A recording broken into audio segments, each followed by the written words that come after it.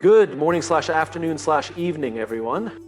Let me start by asking you a simple question.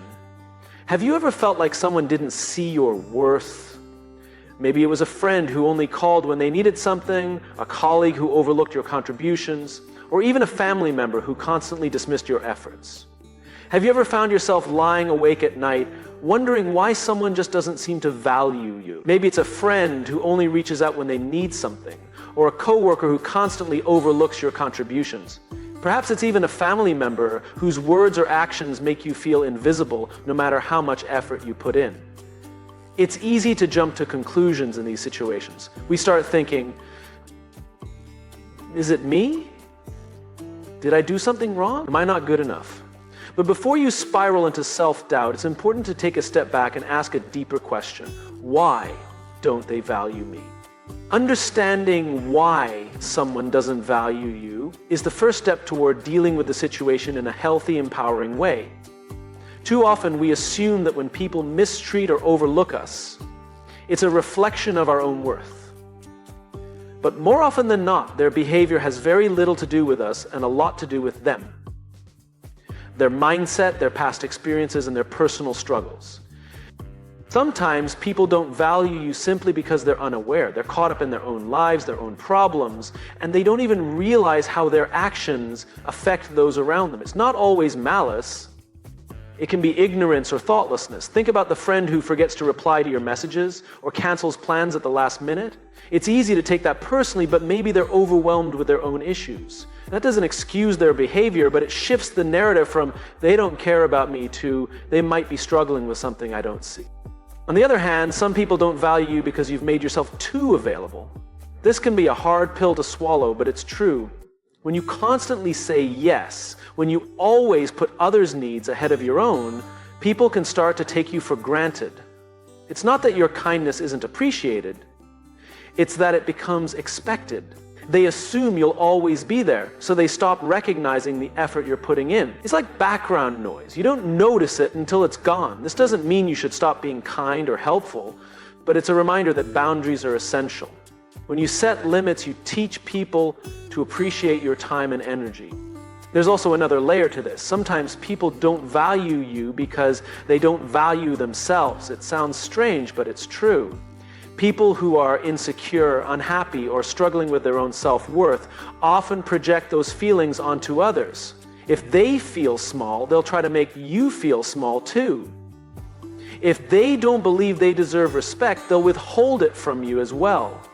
This is especially common in competitive environments, like at work. A colleague who feels threatened by your success might try to undermine you, not because you've done anything wrong, but because they feel inadequate. And then, of course, there are people who simply don't know how to value others. They've never learned to appreciate or respect the people around them. Maybe they grew up in an environment where love and support were conditional, where vulnerability was seen as weakness.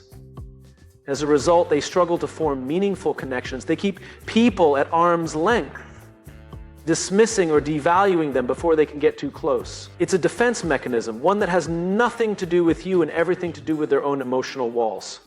Understanding why someone doesn't value you doesn't mean you have to accept their behavior or keep them in your life.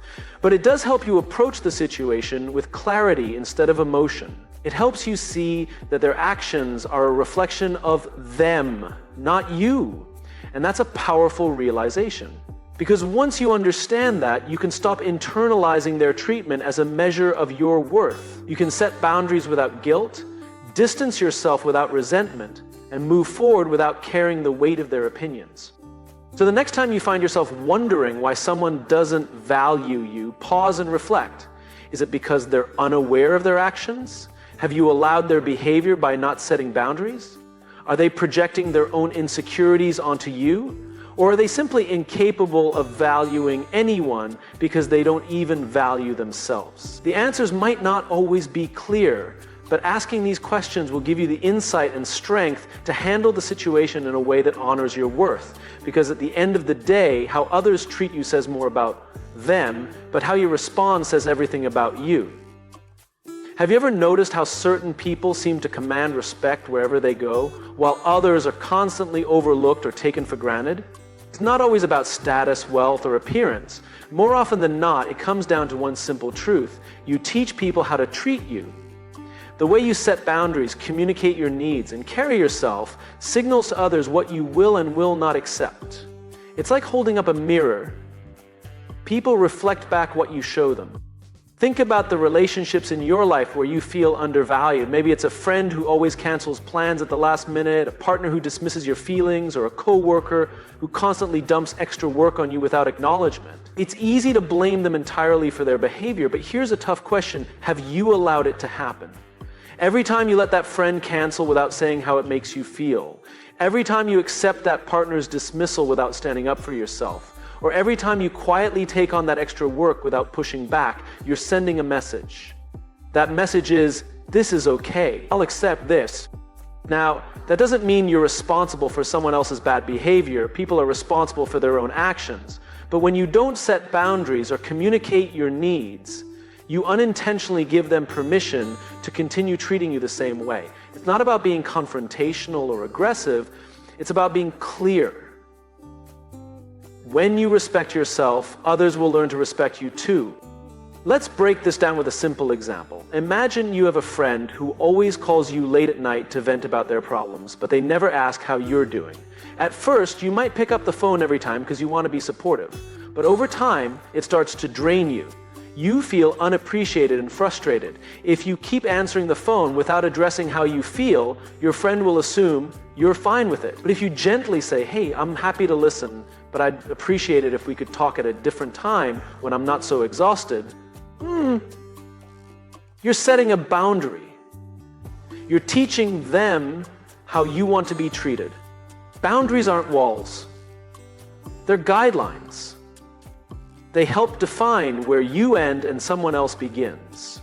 Without them, relationships become unbalanced. You might find yourself constantly giving while others are constantly taking, but when you establish clear limits, you create a dynamic of mutual respect. You show people that your time, energy, and emotions are valuable, and that if they want to be part of your life, they need to honor that. Of course, setting boundaries isn't always easy, especially if you're used to being a people pleaser or if you fear conflict. You might worry that standing up for yourself will upset others or make them pull away. And sometimes it does. But here's the thing. The people who truly value you will respect your boundaries. The ones who don't, they were never really valuing you in the first place. It's better to have honest, respectful relationships than ones where you feel resentful or taken advantage of. Another important part of teaching people how to treat you is consistency. It's not enough to set a boundary once and then let it slide the next time. If you tell someone you won't tolerate a certain behavior, but then you let it happen without addressing it, you're sending mixed signals. Consistency reinforces your standards and helps others understand that you're serious about how you expect to be treated.